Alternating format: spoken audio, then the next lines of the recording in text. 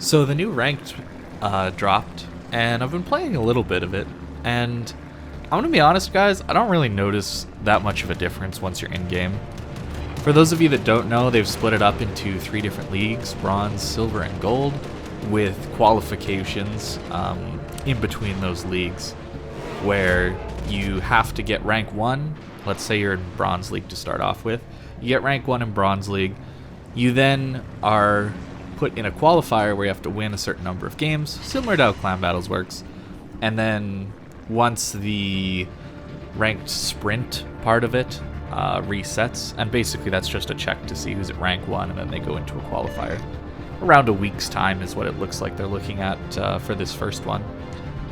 And then once you've passed that qualifier, you're into the next league for silver. And then you do the same thing to get into gold league. And then once you're at gold rank 1, then that's the actual rank 1, is how I'm understanding it at this point. So realistically, it's basically like the regular old rank system with a few games in between ranks 10 and 9, or 11 and 10. Was that the second league or whatever? And then whatever the second league was, 10 to rank 6 is essentially like your silver league now. And then between 6 and 5 is another qualifying thing to get into the first league, which is now gold league.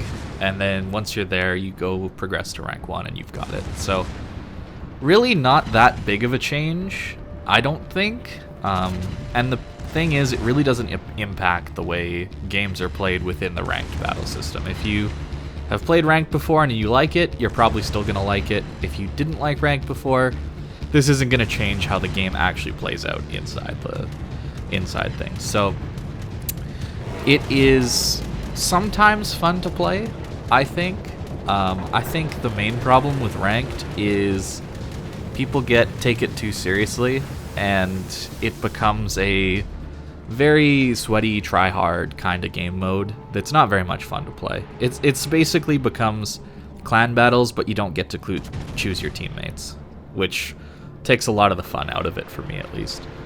The other problem is there's carriers involved, which of course is going to make competitive way worse. Any sort of game mode way worse, especially when these carriers are quote-unquote balanced around a 12 versus 12 game mode, and then you slap them into a 7v7. It's obviously going to be way more powerful in a 7v7 game mode.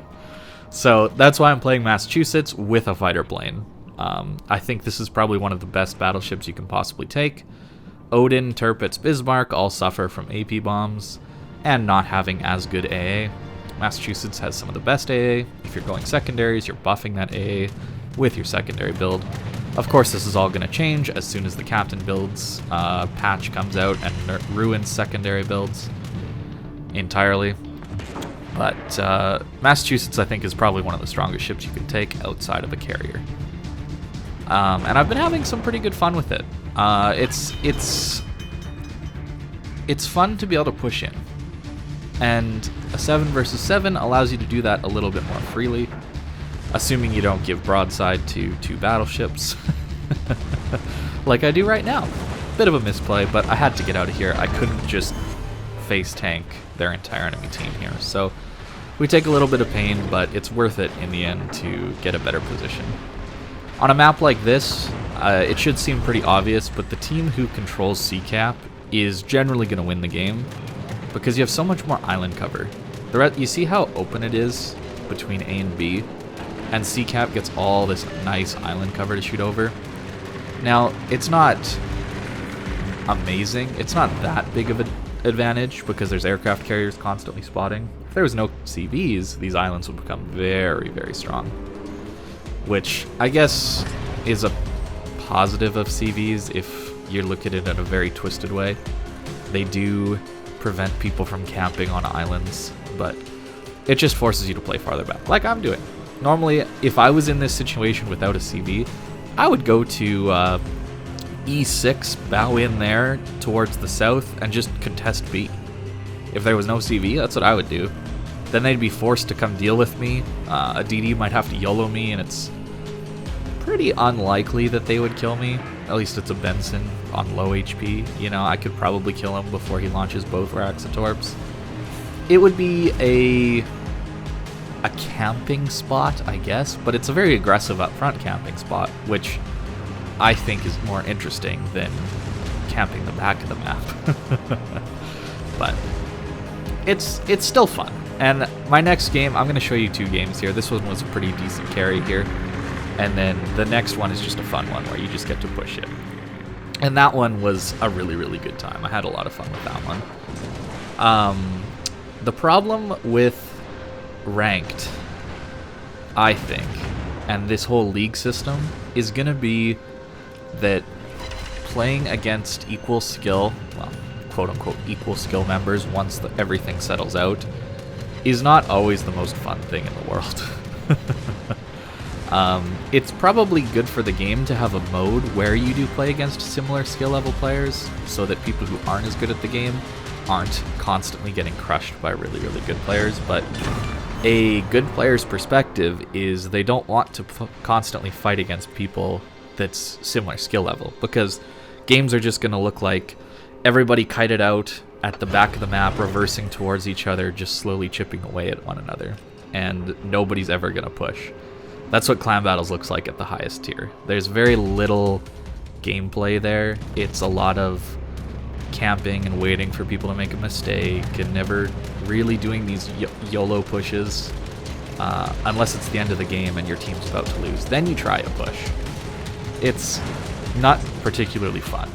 And so from a good player's perspective, a game mode where you're supposedly fighting against the best players, which is what Gold League is supposed to be. It's not a true elo system. Again, it's based on stars, just like ranked has always been, which doesn't make it an actual competitive or ranked game mode. Even though they call it ranked, you can still cheese your way to the top by just playing thousands of games. But if it was a competitive mode, I don't think that it would be that fun. Simply because you're not picking your teammates. There's plenty of times where you're going to be playing in games where the enemy team has tons of really good players and there's just no option for you to push in, and you're just going to get roasted because of the star system. So I don't know if you can tell, I'm not a big fan of ranked. I never really have been. I find it really frustrating.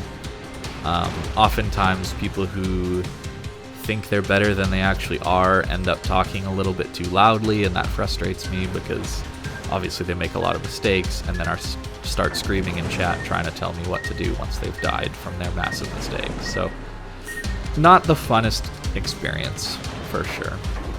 What I would love to see is for ranked to be an elo based ranked system like everything else, where if you want to play against people similar to your skill level in a random queue, you can.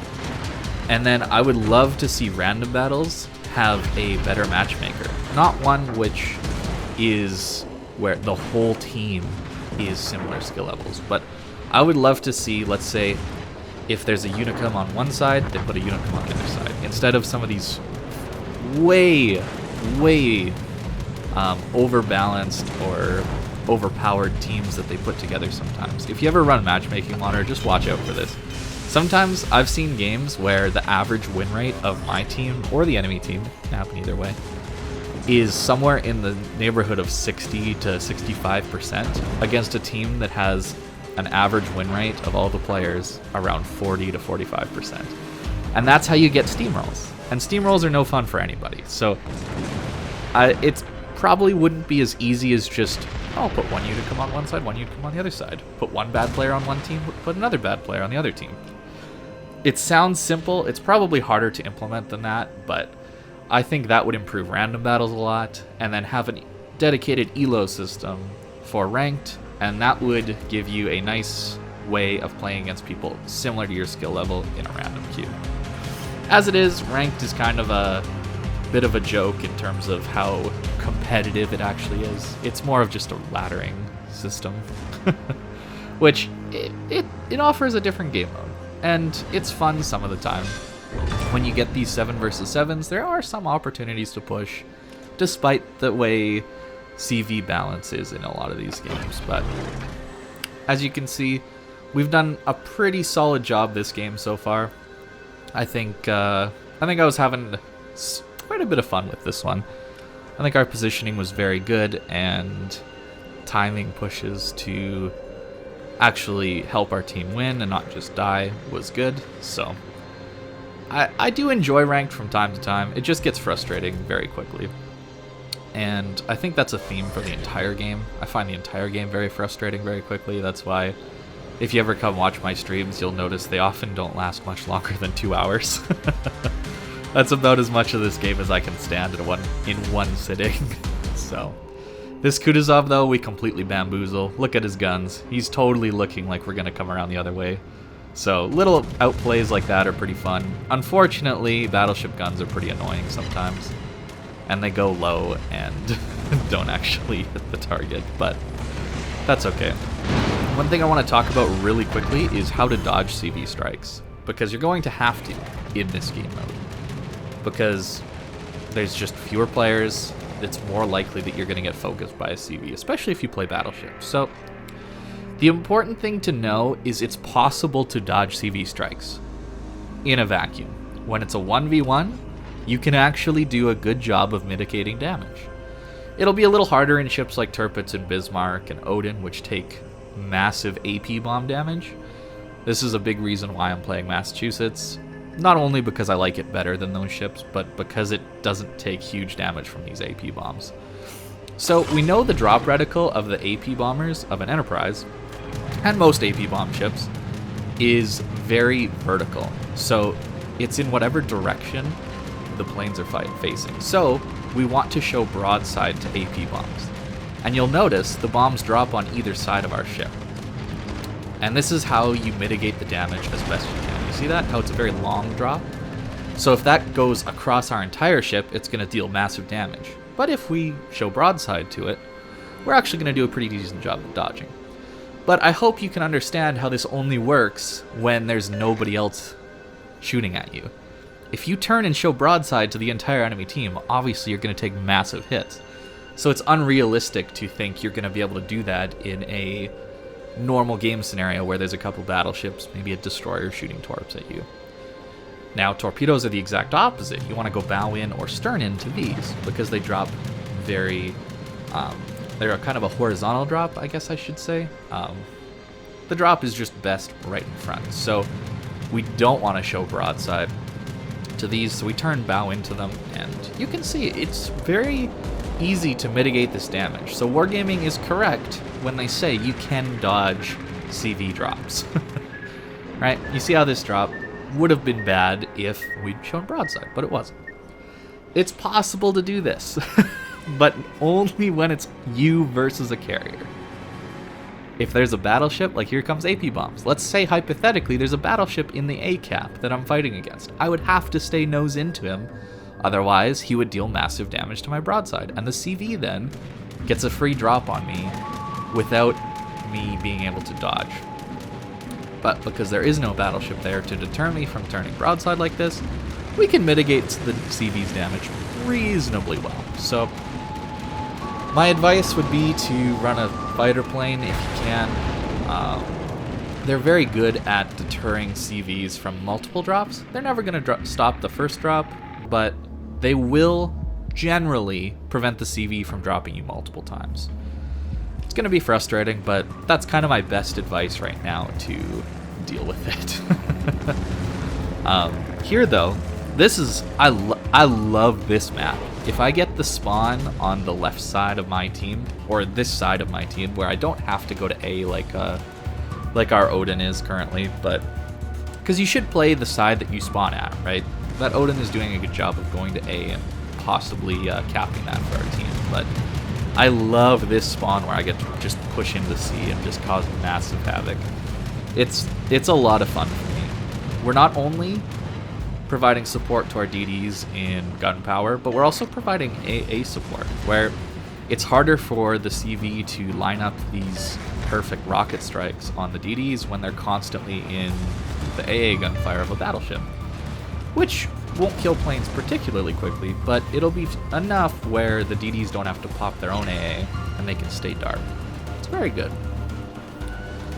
And the nice thing about this cap in particular is you can use islands to your advantage here. You can see how safe I can get here. Despite it being a CV game, I could get rocked pretty hard here by AP bombs especially, but I wanted to push in and have some fun, so that's what we're doing. And you can see islands like this prevent the entire enemy team from dealing with me, except for the carrier and this Odin that's about to come around the corner, which this Odin should have just full YOLO'd.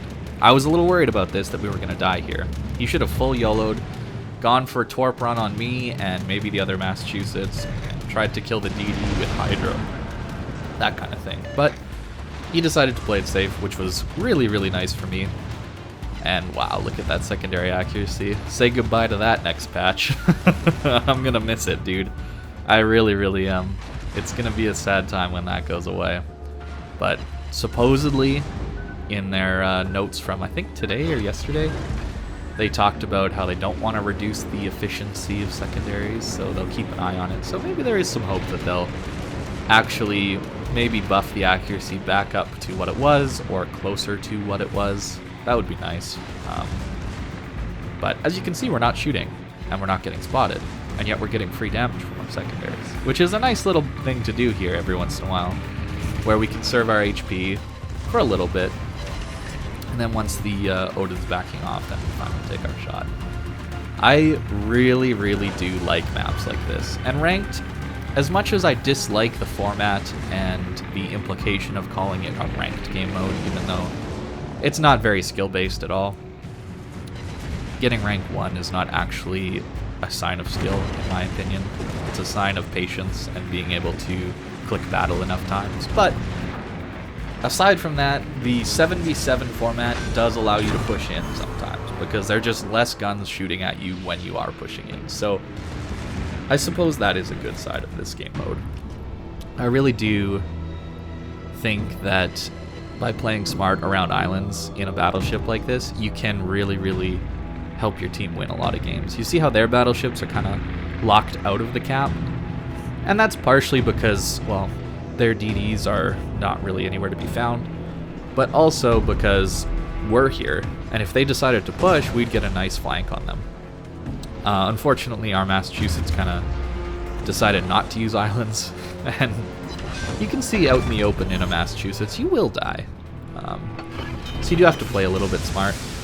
Here, I was pushing up to the island on my left, and normally this is a great play because in random battles there's usually a ton of people down at the G and H lines that are ready to kill you, but this island keeps you safe from them. But in this ranked game, I should have recognized that there's nobody there, and I should have pushed towards the island on my right inside the cap, actually. This would have kept me safe from possibly the DD fire and having to deal with 2 battleships at once. Fortunately, this Kansas eats a ton of torps and then goes broadside to us, so it's not actually that big of a deal. But the better play would have certainly been to go to this island on my right that's just inside the cap here. But it all worked out, because this island on my left actually isn't protecting me from anything. That's why it's it's an okay play, but the better play is to go to an island that's actually going to protect you from someone. So yeah, that's kind of my thoughts on the ranked game mode. I'll be playing it some more on stream here in the next little bit. I don't really have much intention to grind it really hard, so if I'm enjoying it, I'll probably get ranked 1, but if I don't enjoy it, I probably just won't play it. That's kind of been my strategy, or the way I've thought about ranked, and clan battles for that matter too. I haven't actually played clan battles in the last couple, 2 or 3 sessions, simply because aircraft carriers or different rule sets make it really unfun for me, where it doesn't feel like there's much skill involved. As you can see, I had a lot of fun with the Verizon tournament, and guess what wasn't there? Aircraft carriers. So it really makes competitive less fun, because there's no risk to go spot something, there's no time delay for lack of information, whereas CV can just always go wherever you need to on the map to spot things, and you just constantly know where everything is, which makes it less fun to deal with.